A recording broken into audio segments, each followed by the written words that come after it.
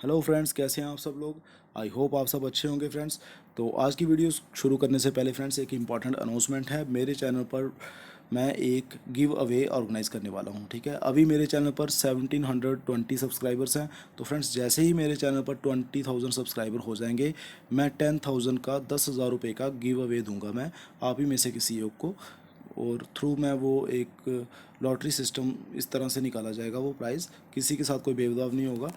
तो फ्रेंड्स, इसलिए मेरी आपसे रिक्वेस्ट है कि आप मेरे चैनल को ज़्यादा से ज़्यादा शेयर करें, मेरी वीडियोस को ज़्यादा से ज़्यादा लोगों तक पहुंचाएं अपने फ्रेंड्स के साथ सोशल मीडिया पे, ताकि जल्दी से मेरा 20,000 का मार्क हिट हो और मैं आपको कैश प्राइज़ दे सकूं। तो चलिए फ्रेंड्स, वीडियो शुरू करते हैं। अगर आप मेरे चैनल पर नए हैं तो प्लीज़ सब्सक्राइब जरूर कर लें। इस चैनल पर मैं लॉ और जीएस से रिलेटेड और जॉब्स के रिलेटेड वीडियोज़ डालता हूँ। तो चलिए फ्रेंड्स, स्टार्ट करते हैं। फर्स्ट क्वेश्चन है, national company law appellate tribunal acts as the appellate tribunal to hear and dispose of appeals against the orders passed by national company law tribunal, IBC, Indian insolvency and bankruptcy board of India, competition commission of India. तो friends, इसका right answer जो है D है। ठीक है, right answer is D. 1 2 3 तीनों right हैं। तो एनसीएलटी क्या है? एनसीएलटी क्या है? Was constituted under section 403 of companies act 2013। और ये कहाँ कहाँ से अपील सुन सकता है? It has appeals against the, किन किन ऑर्डर्स अगेंस्ट ये अपील लेता है? Against orders of national company law tribunal, ठीक है, with effect from 1 June 2016। It is the appellate tribunal for hearing appeal against the orders pass by NCLT under section 61 of the IBC code 2016। It is the appellate tribunal, ठीक है, ये appellate tribunal है for hearing appeal against the orders passed by insolvency and bankruptcy board of India, ठीक है, under section this. It is the appellate tribunal to hear and dispose of those appeals against any direction issued और a decision made और passed by the competition commission of India.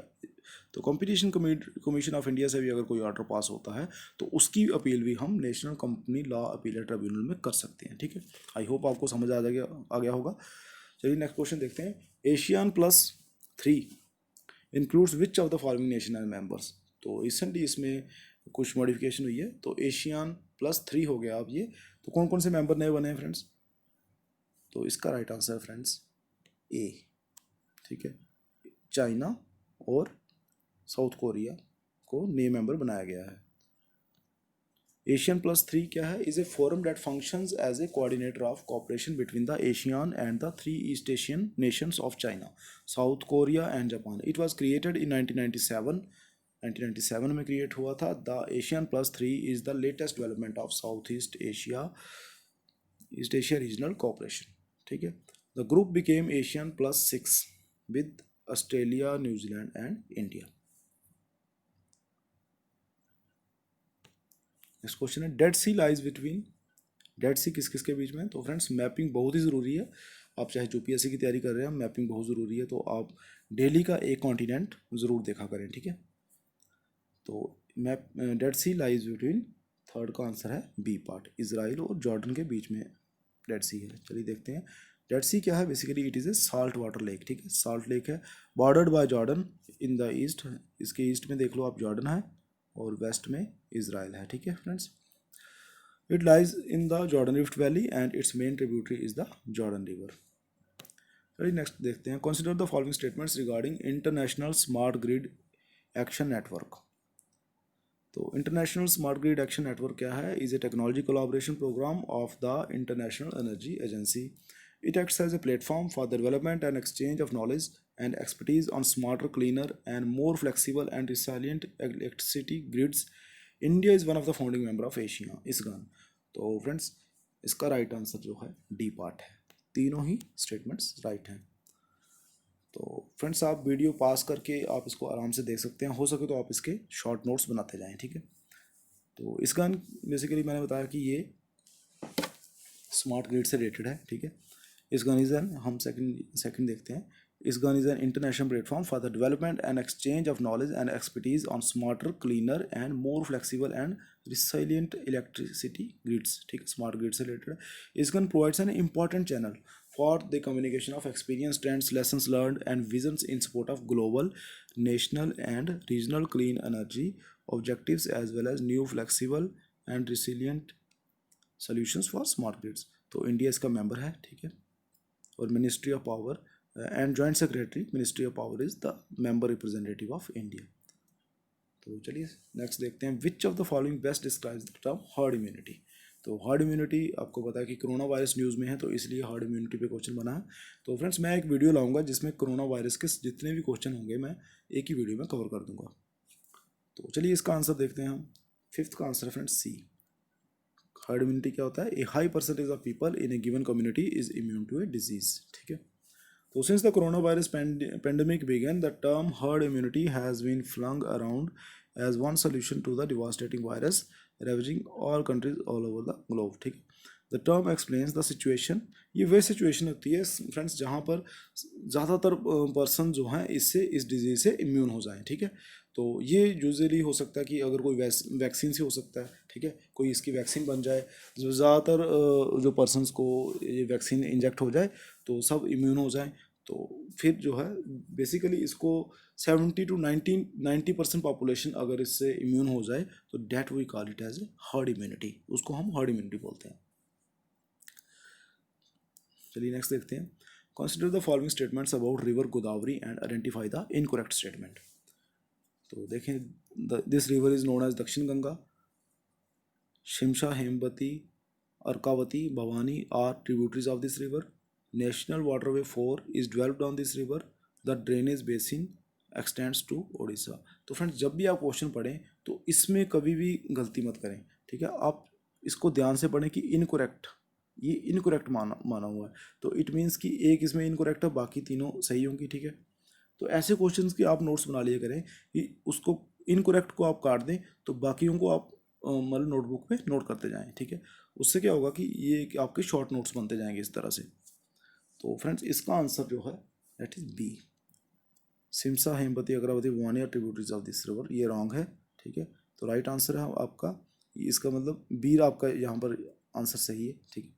और ये statement सही है, the river is known as Dakshin Ganga, national waterway 4 developed on this river, ठीक है, और the drainage basin extends to Odisha.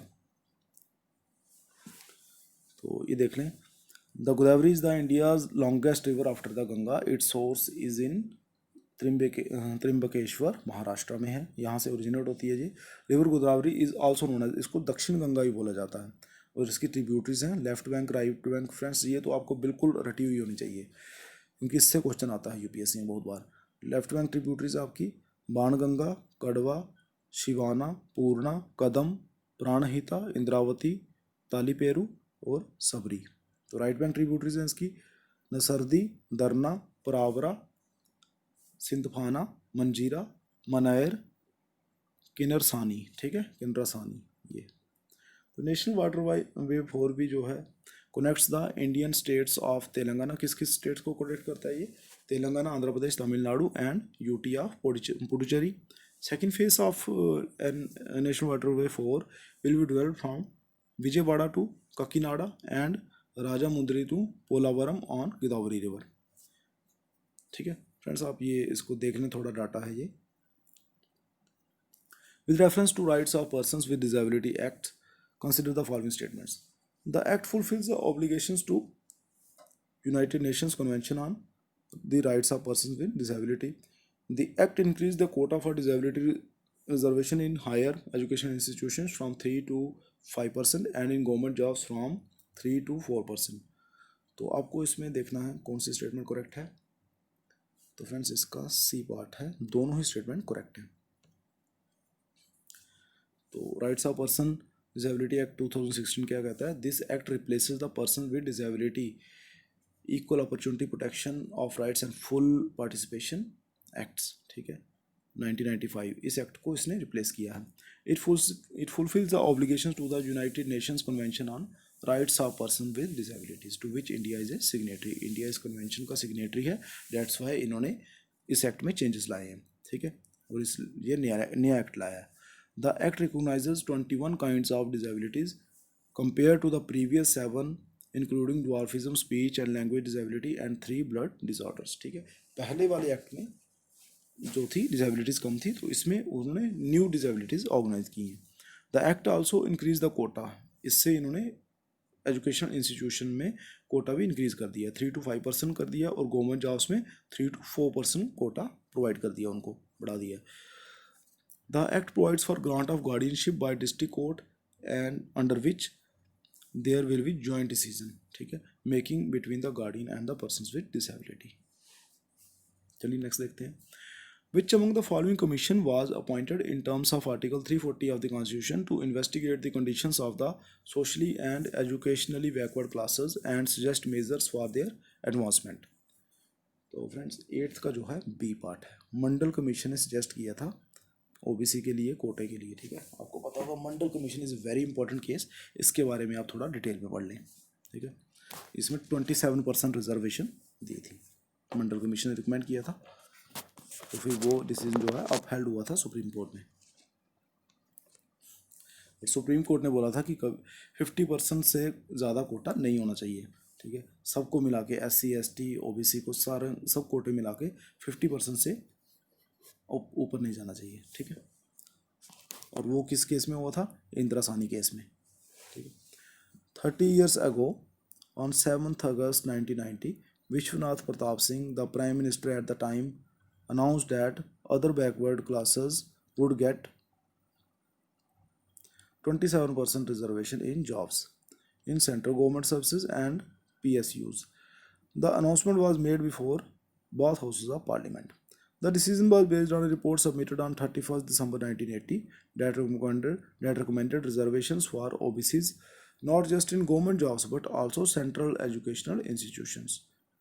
The recommendation was made by the Mandal Commission, which was set up in 1979 under the Morarji Desai government. उस समय government कौन सी थी? Morarji Desai government थी, and chaired by VP Mandal, ठीक है। 9th क्वेश्चन है, Oslo Peace Accord deals with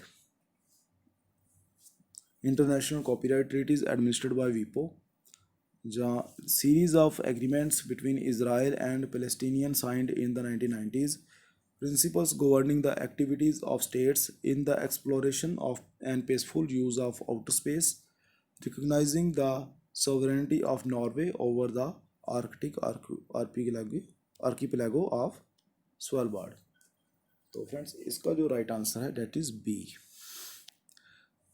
series of agreements between Israel and the Palestinians signed in the 1990s. This is related to Oslo Peace Accord, Oslo Peace Accord. तो चलिए Oslo Peace accord में के बारे में कुछ और जानकारी ले लेते हैं। The Oslo peace accords of the 1990s gave the Palestinians self rule, ठीक है, in parts of the West Bank. Oslo accords are a series of agreements between Israel and Palestinians signed in the 1990s। और Oslo 1 1993 formally known as the declaration of principles established a time table for the Middle East peace process. It planned for an interim Palestinian government in Gaza and Jericho in the West Bank.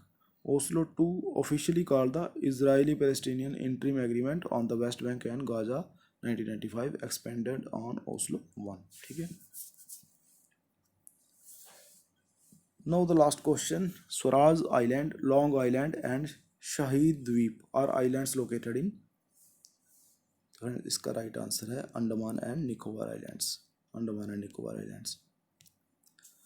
PM Modi recently launch submarine optical fibre cable, ठीक है, which connects Andaman and Nicobar islands to the mainland. PM Modi ने launch किया ये programme optical fibre cable का, ताकि वहाँ पर अच्छी इंटरनेट कनेक्टिविटी बन पाए। Apart from providing for better internet and mobile connectivity, efforts are being made to improve physical connectivity through road, air and water and above listed islands Swaraj Island, Long Island and Shahid Dweep are important sites for development। तो यहाँ पर काफ़ी ज़्यादा development होने जा रही है, ठीक है। गवर्नमेंट का प्लान है कि यहाँ पर अच्छी रोड्स, एयर कनेक्टिविटी और वाटर कनेक्टिविटी अच्छी हो जाए वहाँ पर, ठीक है। कौन कौन से फोकस्ड आइलैंड हैं उनके लिए? इसके लिए Swaraj island, long island and शहीद द्वीप, ये तीनों ही कहाँ लोकेटेड हैं? अंडमान एंड निकोबार आइलैंड में। तो चलिए friends, thank you for watching, please like share and subscribe the channel. तो फ्रेंड्स, जैसा कि मैंने आपको स्टार्टिंग में ही बोला था कि जैसे मेरे 20,000 सब्सक्राइबर हो जाएंगे तो मैं एक गिव अवे करूँगा, ठीक है, 10,000 का। तो प्लीज़ आप वीडियो को ज़्यादा से ज़्यादा शेयर करें ताकि मेरे चैनल पर सब्सक्राइबर जल्दी से जल्दी मार्क हिट हो 20,000 का और मैं आपको गिव अवे करूँ। तो thank you friends for watching complete video. Thank you.